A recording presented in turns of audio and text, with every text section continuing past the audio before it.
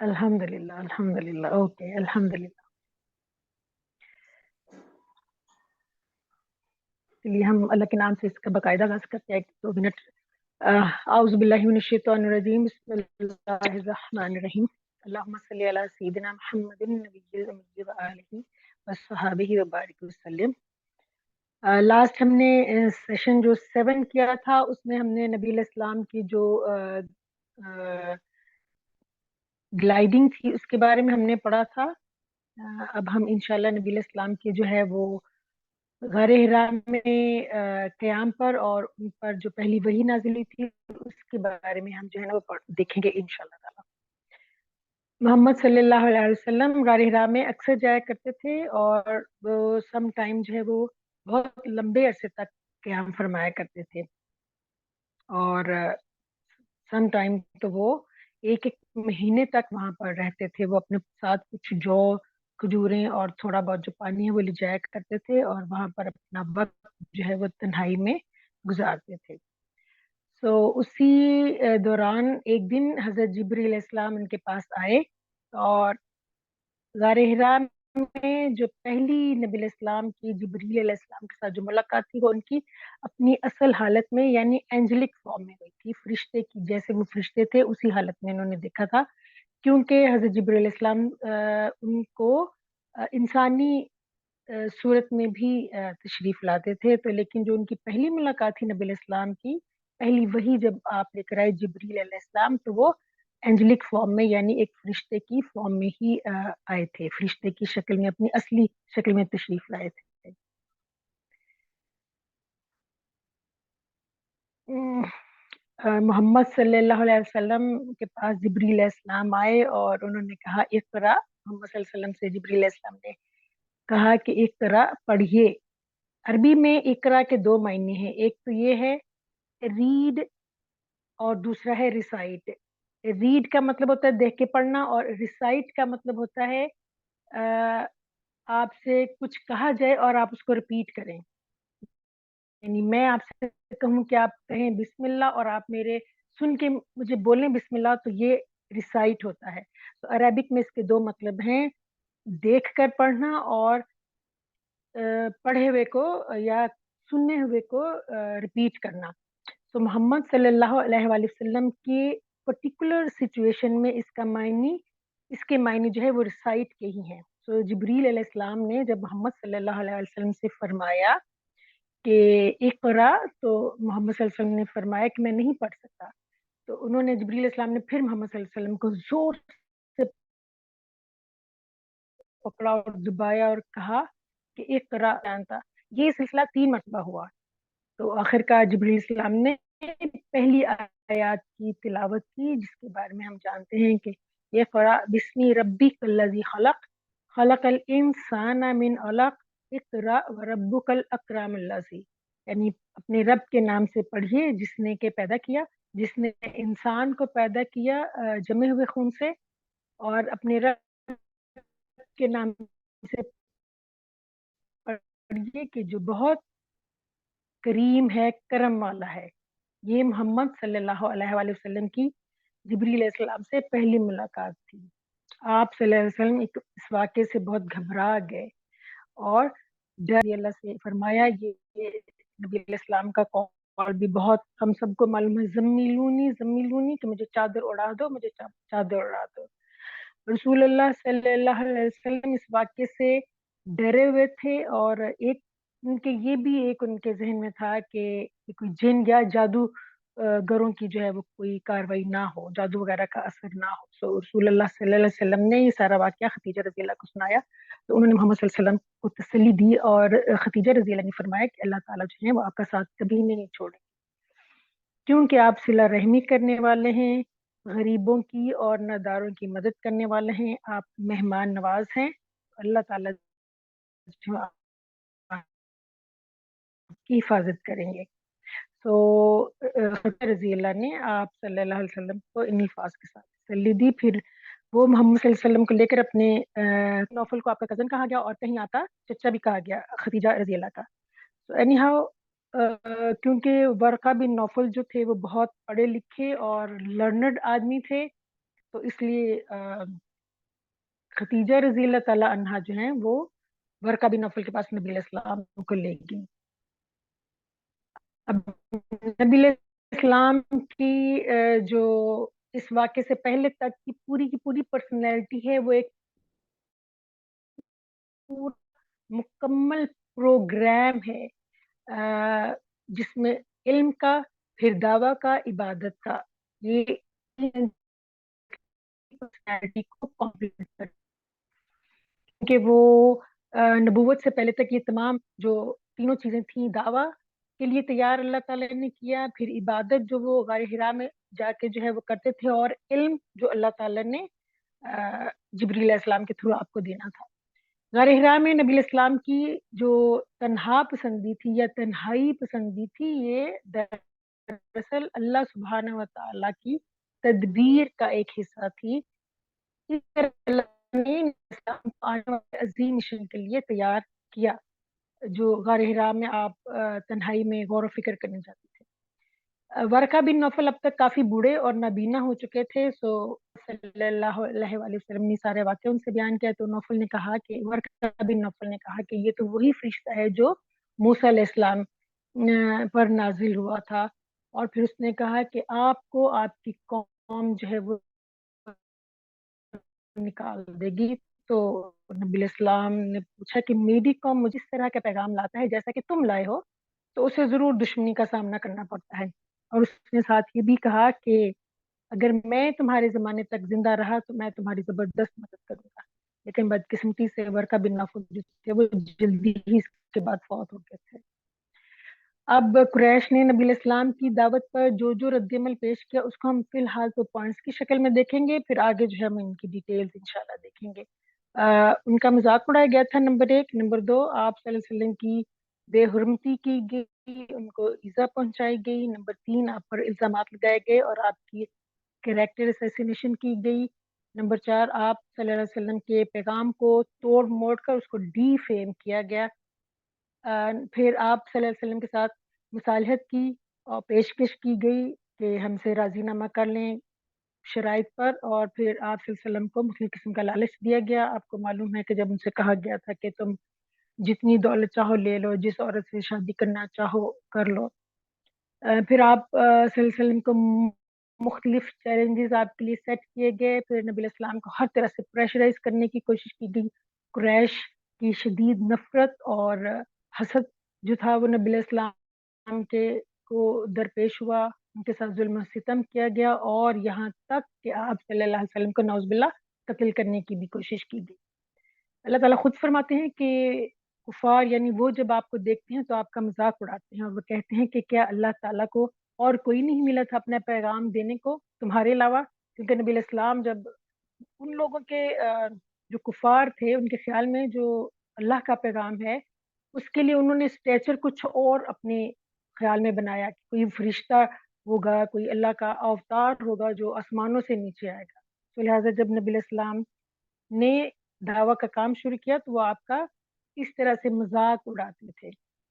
اور دوسرا یہ کہ نبی علیہ السلام ایک نہایت ایون آپ صلی اللہ علیہ وسلم ایک نہایت شریف اور نوبل فیملی سے تھے. آپ کے ایک بہترین خاندان سے تھے. آپ کے خاندان کی جو شہرت تھی وہ بہت بہترین تھی، لیکن کیونکہ بہت دولت مند نہیں تھے اور بہت طاقتور نہیں تھے تو جو کفار تھے وہ ان کا، قریش کے لوگ، ان کے اپنے ہی خاندان کے لوگ ان کا مذاق اڑاتے تھے. نبی علیہ السلام کے حوالے سے یہ بات بہت اہم تھی کہ وہ لکھنا اور پڑھنا نہیں جانتے تھے، کیونکہ اللہ تعالیٰ خود یہ چاہتے تھے کہ اگر نبی علیہ السلام کو لکھنا اور پڑھنا آتا اور وہ لٹریٹ ہوتے تو ان پر یہ ڈاؤٹ کیا جا سکتا تھا کہ نبی علیہ السلام جو بات کہہ رہے ہیں یا جو تعلیم وہ فرما رہے ہیں وہ ان کی اپنی بھی ہو سکتی ہے. لہٰذا ان کو شک ہو سکتا تھا اس بات پر، اس لیے اللہ تعالیٰ نے ان کو بائی ڈیزائن جو ہے وہ الٹریٹ رکھا تاکہ ان پر کوئی انگلی نہ اٹھا سکے. ہمارے لیے اقرا کا مطلب ہے لکھنا اور پڑھنا. تو اسلام نے جو ہے قرآن پاک میں بھی سورہ قلم ہے، اس میں بھی لکھنے پہ زور، ایون سورہ یہ جو الگ ہے اس میں بھی کہا کہ اللہ نے انسان کو قلم کے ذریعے سے سکھایا اور وہ کچھ سکھایا جو وہ پہلے نہیں جانتا تھا. تو اقرا کا ایز فار ایز ہم جو کنسرن ہیں وہ لکھنا اور پڑھنا دونوں کے ہیں. اسلام نے علم کے سیکھنے کی اہمیت پر بے حد زور دیا ہے. ہمیں یاد ہے کہ غزوہ بدر کے جب جو نان بلیور سے قیدی بن کر آئے تھے تو نبی علیہ السلام نے وہ ہمارے 10 بچوں کو جو ہے وہ لکھنا اور پڑھنا سکھا دیں. اتنا امپورٹنٹ ہے کیونکہ ہم ویسے بھی وی آر دا اما آف نالج اور وی آر دا اما آف اسکالرشپ ایکچولی. لیکن بدقسمتی سے آج ہم اس ذمہ داری اور فرض سے بہت دور ہیں. اگر وہ اللہ نے اور اللہ کے نبی نے جو علم اتنے ہی ایمانداری سے نبھاتے جتنے کہ ہمارے اینسسٹر نے نبھایا تو ہم یقیناً آج بھی ہم دنیا کی بہترین قوم ہوتے ہیں الحمدللہ. بٹ افسوس کے ساتھ یہ کہنا پڑتا ہے کہ ہم نے وہ ذمہ داری اور وہ جو فریضہ تھا وہ اپنا پورا نہیں کیا. ایک جو امام صاحب نے بات بہت خوبصورت کی، انہوں نے کہا کہ یہ جو ابھی جس وقت سے ہم گزر رہے ہیں نا، اس میں علم سے ہم بہت دور ہو گئے ہیں. تو ہمیں ایٹ لیسٹ ہم یہ کوشش کریں کہ جو ہماری آنے والی نسل ہے نا، ان کی تربیت کچھ اس طرح سے کریں کہ انہیں کتابوں سے، علم سے اور علم حاصل کرنے سے محبت ہو. اور ایک اہم بات یہ کہ بچوں کو ایسا علم سکھائیں جو کہ علم نافع ہو. نبی علیہ السلام کی یہ دعا ہے بہت مشہور کہ اللہم انی اسألک علما نافعا. وہ آگے رزق اور اس کی بات کی ہے تو ایسا مجھے اللہ تعالیٰ کی دعا نبی علیہ السلام کی دعا ہے کہ اللہ مجھے ایسا علم عطا فرما جو کہ نفع دینے والا ہو. تو اس کا یہ مطلب ہوا کہ کوئی علم ایسا بھی ہوگا جو کہ نقصان دہ ہو یعنی نفع نہ دینے والا ہو. تو اس کا ذکر ہمیں ملتا ہے سورہ بقرہ میں، ہاروت اور ماروت وہ جو جادو وغیرہ سکھاتے تھے. تو اس لیے ہمیں جو ہے وہ بچوں کو بچپن سے ہی ایک تو علم کے ساتھ محبت، رغبت کتابوں کے ساتھ، اور دوسرا علم نافع کی دعا جو وہ ہر وقت کرنی چاہیے. اب ہم تھوڑی سی بات کریں گے کہ وہی کس قسم میں کس فارم میں نبی علیہ السلام کے اوپر جو وہ ریولیوشن ہوتی تھی. علامہ ابن قیم رحم اللہ اپنی کتاب میں لکھتے ہیں کہ وہی کے کچھ مراتب کا ذکر کرتے ہیں، جس میں انہوں نے ایک ذکر یہ کیا کہ سچے خواب آتے ہیں نبیوں کو. وہی آنے سے تقریباً 6 ماہ قبل جو ہے وہ نبی علیہ السلام کو مسلسل خواب آتے تھے. وہ خواب رات کو دیکھتے تھے اور دن کو وہ واقع رونما ہو جاتا تھا. تو یہ سلسلہ جو ہے وہ تقریباً 6 ماہ تک رہا کہ رات کو وہ جو خواب میں دیکھتے، دن کو وہ واقع رونما ہو جاتا تھا. اور اس کے بارے میں نبی علیہ السلام نے فرمایا کہ سچا خواب جو ہے وہ نبوت کا 46واں حصہ ہے. یعنی a true dream is 1 out of 46 parts of prophethood. دوسری انہوں نے یہ ابن قیم رحمۃ اللہ نے نشانی بتائی کہ دوسری یہ فارم آف ریولیوشن بتائی کہ فرشتہ جو ہے وہ دکھائی دیے بغیر آپ صلی اللہ علیہ وسلم میں دل میں بات ڈال دیتا تھا، جو کہ وہی کی شکل ہوتی تھی. اور تیسرا فرشتہ جو تھا جبرائیل علیہ السلام، وہ انسانی شکل میں بھی آ کر آپ کو مخاطب کر کے آپ کو وہی جو تھا وہ بتاتے تھے. اور سم ٹائم وہ جو بہت مشہور حدیث ہے کہ حضرت عمر نے دیکھا کہ ایک شخص آیا ہے اور اس کے کپڑے نہایت ہی صاف ستھرے ہیں اور بالوں سے پانی جو ہے وہ چھلک رہا ہے جیسے کہ بن نہا کے آئے ہو. اور وہ ہمارے علاقے کا بھی نہیں تھا لیکن دیکھنے میں اس کی تھکاوٹ بھی نہیں تھی اس کے چہرے پر. تو وہ جبریل علیہ السلام تھے انسانی شکل میں. پھر آپ صلی اللہ علیہ وسلم کے پاس وہی جو ہے وہ گھنٹی بجنے کی فارم میں بھی آپ پر وہی نازل ہوتی تھی. اور یہ سب سے مشکل ترین اور سخت ترین صورت تھی وہی کی کہ جب یہ وہی آتی تھی جو کہ گھنٹی اور گھنٹی بجنے کی آواز کی میں ہوتی تھی، تو یہ اتنی سخت ہوتی تھی کہ نبی علیہ السلام سخت سردی کے موسم میں بھی آپ کی پیشانی مبارک سے پسینہ آ جاتا تھا. اور اگر کبھی اونٹنی پر آپ سوار ہوتے اور یہ وہی نازل ہوتی تو آپ آپ کی اونٹنی اس کے بوجھ سے بیٹھ جاتی تھی. یعنی اتنی نبی علیہ السلام کے پر یہ بھاری اور ہیوی پن ان کو محسوس ہوتا تھا. ایک ایسی ہی صورت میں وہی نازل ہوئی تو زید بن حارثہ کی ران پر نبی علیہ السلام کی ران مبارک تھی. تو زید بن حارثہ کہتے ہیں کہ مجھے اس قدر سختی محسوس ہوئی کہ مجھے لگا کہ شاید میری ٹانگ ہی نہ کچلی جائے، یہی نہ کرش ہو جائے. तो रवायात में मिलता है कि घंटी बजने की आवाजें जो हैं वो जिब्रील अलैहिस्सलाम के वरून की होती थी।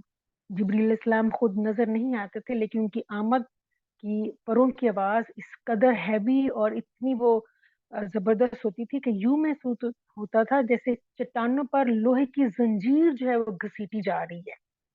तो this was the, I mean, ये जो वही की फॉर्म थी सबसे ज्यादा हार्ड और सबसे ज्यादा मुश्किल होती थी नबी इस्लाम पर।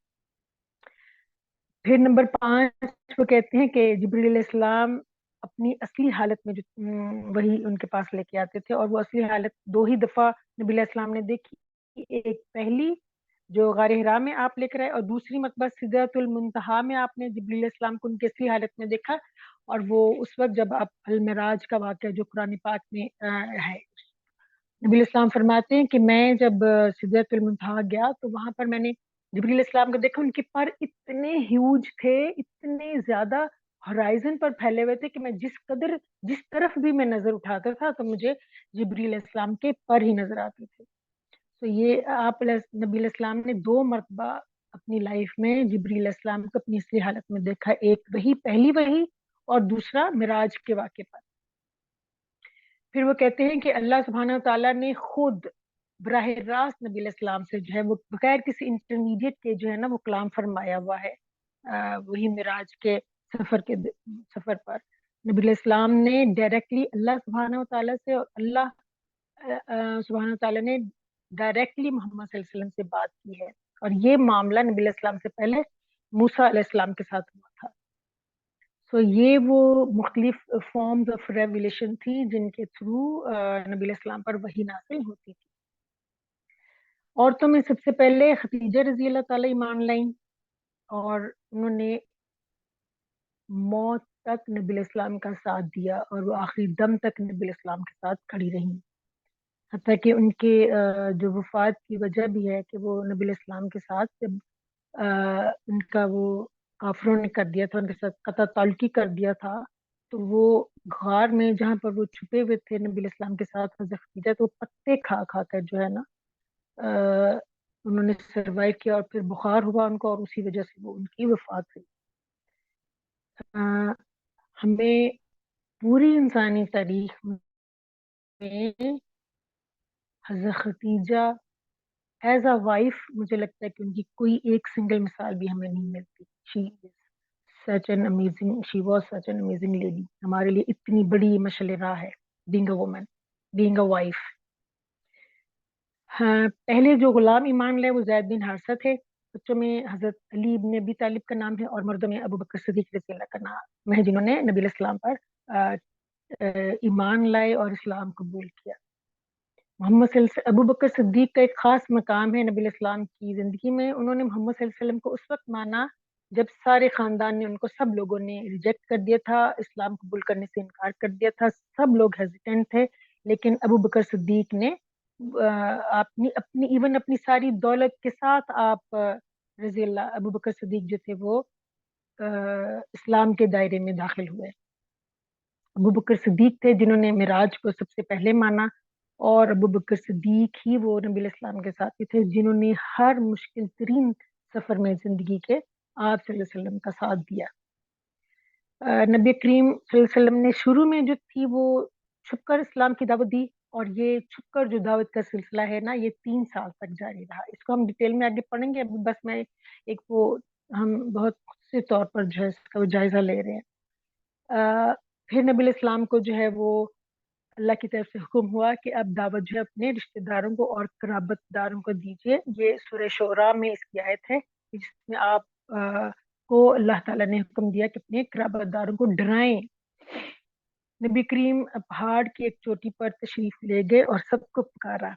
अरब का रवाज था कि जब कोई बहुत जरूरी बात कहनी होती थी उनको, लोगों तक पहुंचानी होती थी, या कोई खतरे से आगाह करना होता था, या फिर कोई जैसे कोई खतरा या कोई ऐसी बात, तो किसी ऊंची जगह पर या पहाड़ की चोटी पर खड़े होकर ऊंची आवाज में लोगों को पुकारा जाता था, और जब लोग जमा हो जाते थे तो उन्हें उस खबर से आगाह किया जाता था। चुनाचे इसी रवायत के को फॉलो करते हुए आप सल्लल्लाहु अलैहि वसल्लम कोहे सफा पर चढ़े और आपने पुकारा, या सबाहा, मतलब ये पुकारने का एक उनका तरीका था। तो सब कुरैश वाले, क्योंकि आप सल्लल्लाहु अलैहि वसल्लम पुकार रहे थे, तो सब कुरैश वाले जो थे वो आप सल्लल्लाहु अलैहि वसल्लम की पुकार सुनकर आए। तो रसूल अल्लाह सल्लल्लाहु अलैहि वसल्लम ने पूछा कि अगर मैं ये कहूँ कि इस पहाड़ के पीछे से जो है वो फौज, दुश्मन की फौज जा रही है हमले के लिए, तो क्या तुम यकीन करोगे? तो उन्होंने कहा कि हाँ, हम यकीन करेंगे, क्योंकि हमने तुम्हें कभी झूठ बोलते नहीं देखा, झूठ बोलते नहीं सुना। सो मोहम्मद सल्लल्लाहु अलैहि वसल्लम ने फरमाया कि फिर मैं तुम्हें एक दर्दनाक अजाब से डराता हूँ। अल्लाह ने मुझे तुम लोगों को डराने के लिए भेजा है, यानी वार्न करने के लिए भेजा है। अगर तुम ईमान ना लाए तो तुम पर अल्लाह का अजाब नाजिल होगा। सो ये रसूलुल्लाह सल्लल्लाहु अलैहि वसल्लम की पहली पब्लिक स्पीच थी। ये अल्फाज थे जो आपने अपने खानदान वालों को कहे, और वो डराने वाले, वार्न करने वाले थे कि I am here to warn you, कि मैं तुम्हें एक बहुत बड़े अजाब से डराने की या तंबीह करता हूँ।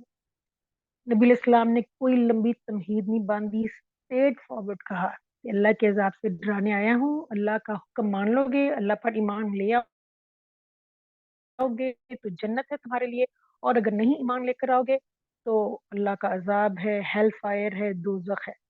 अब ये अम्बिया अलैहिस्सलाम की ये ड्यूटी हुआ करती है कि वो अल्लाह का पैगाम सीधा सच्चा और स्ट्रेट फॉरवर्ड, जिस तरह का जैसे उनको मिलता है अल्लाह की तरफ से, वो वैसे ही उनको पहुंचा देते हैं। वैसे भी ये वैसे भी एक कॉमन सेंस की बात है कि जो मैसेज आपने किसी को भी देना हो, बिल्कुल जो है वो ना तो सच्चा और सीधा हो, ऑब्सक्योर और कंफ्यूजन नहीं होना चाहिए, सीधी स्ट्रेट बात, दो टोक। तो सेम नबी इस्लाम ने दो टोक और साफ सीधा पैगाम दिया लोगों को कि ईमान ले आओगे तो जन्नत है, वरना जहन्नम की आग तुम्हारा जहन्नम इंतजार करिए।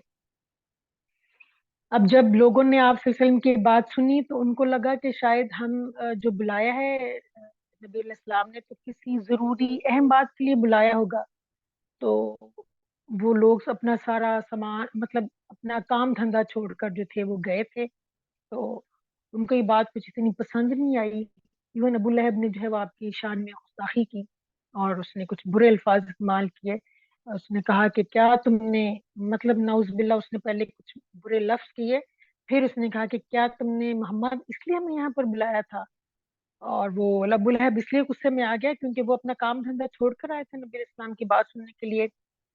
अब अबू लहब के लिए ये बात जरूरी बिल्कुल नहीं थी कि आप सल्लल्लाहु अलैहि वसल्लम कुरैश वालों को जो है वो इस्लाम की दावत दे रहे हैं, या हिदायत के रास्ते पर बुला रहे हैं, या हक की तरफ जो है वो दावत दे रहे हैं। तो उसके लिए बात जरूरी नहीं थी, और बाकी लोगों ने भी कोई नबी इस्लाम की बात को इतनी दिलचस्पी से नहीं सुना कि नबी इस्लाम जो है वो क्या कह रहे हैं। मैं एक सेकंड के लिए पॉज लेके ना, मुझे, मैं ये बात मेंशन करना चाहूंगी कि ये वाले जो अबू लहब की स्टोरी है या इसकी अप्रोच है ना, ये हमारे आज की सिचुएशन के साथ कितनी रिलेट करती है। कि अगर आज भी हम किसी से कहीं दीन की बात करने के लिए किसी का आधा घंटा भी मांगे, या कुछ पल भी हम बैठ के दीन की बात करें, तो लोग बड़ी बेजारी का इजहार करते हैं। आप इस बात को आजमा के देख लीजिए। इवन हम अपने घरों की ही मिसाल ले लें, हम बाकी जो खुराफात है उसके ऊपर बात करने के लिए हमारे पास घंटों बैठे होंगे। नेटफ्लिक्स पे फिल्में देखनी होंगी तो सारी सारी रात हम जो है ना वो बैठ सकते हैं। लेकिन एज फार एज दीन की बात या दीन से रिलेटेड की बात हम करने की कोशिश करेंगे तो हमें जो है ना वो बेजारी का सामना करना पड़ेगा। लोगों के पास वक्त नहीं है। इवन अगर हमने कोई एक चीज खरीदनी हो अपनी जरूरत की, तो उसके लिए हम कई दिन सर्च करते हैं। गाड़ी खरीदनी हो तो हम ब्रांड्स के ऊपर जो है वो हमारी सर्च होती है कि हम कौन सी ब्रांड की गाड़ी लें, उसमें क्या क्या फैसिलिटीज हों, और उसके हम ऊपर कई कई दिन जो है ना वो लगा देंगे। लेकिन दीन के ऊपर जो है ना वो लगाने के लिए हमारे पास टाइम नहीं है। तो मैं सोचती थी कि उस वक्त का अबू लहब और आज हम सारे अबू लहब बन के नाउज बिल्ला, वो रिलेट करती है बात आज के दिन के साथ। एनीवेज, जब अबू लहब ने ये गुस्ताखी की तो अल्लाह को तो पसंद नहीं आई। फिर अल्लाह ताला ने जो है वो सूरह लहब उतारी, کہ اور اللہ نے فرمایا کہ تبت یدا ابی لہب وتب ما اغنى عنہ مالہ وسب، کہ اے ابو لہب تیرے ہاتھ ٹوٹے اور وہ تو ہلاک، مطلب ابو لہب کے ہاتھ ٹوٹے اور وہ ہلاک ہوا، نہ تو اس کا مال اس کے کام آیا اور نہ ہی کمائی۔ اب ابو لہب کو کس چیز نے حق اور توحید کے راستے پر جانے سے روکا تھا؟ وہ اس کا کاروبار تھا، وہ اس کی دولت تھی، وہ اس کی دنیا کی کمائی تھی، جس نے اس نے کہا کہ اے محمد تو نے ہمیں اس لیے یہاں پر بلایا ہے کہ ہم تیری یہ باتیں سنیں۔ تو بہرحال اللہ تعالیٰ نے پھر اپنے محبوب کے لیے، تو اللہ کو نہیں پسند آنی تھی اس کی یہ گستاخی، تو پھر اس کو کہا کہ نہ تو تیری کمائی اور تیری دولت جو ہے وہ تیرے کام آئے گی۔ تو جو لوگ دنیا کے لیے بھاگ رہے ہیں، دنیا ان کے کسی کام نہیں آنے والی۔ تو ہمیں سوچنے کی ضرورت ہے کہ ہم کس طرف جا رہے ہیں اور کس کے لیے اسٹرگل کر رہے ہیں، کس کے لیے کوشاں ہیں۔ آیا ہماری یہ جو جدوجہد ہے، اسٹرگل ہے جس کے لیے ہم کر رہے ہیں، کیا وہ ہمارے لیے نجات کا ذریعہ ہے، یا جو نبی اسلام نے ہمیں دین اور پیغام دیا اس کو فالو کرنا جو ہے وہ ہمارے لیے نجات کا ذریعہ ہے۔ آئی تھنک آج کے لیے اتنا ہی کافی ہے، پھر ہم باقی کی ڈیٹیل نیکسٹ سیشن میں پڑھیں گے۔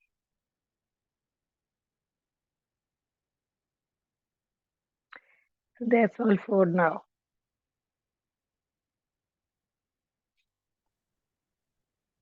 میں ریکارڈنگ اسٹاپ کر دوں؟ جی پلیز۔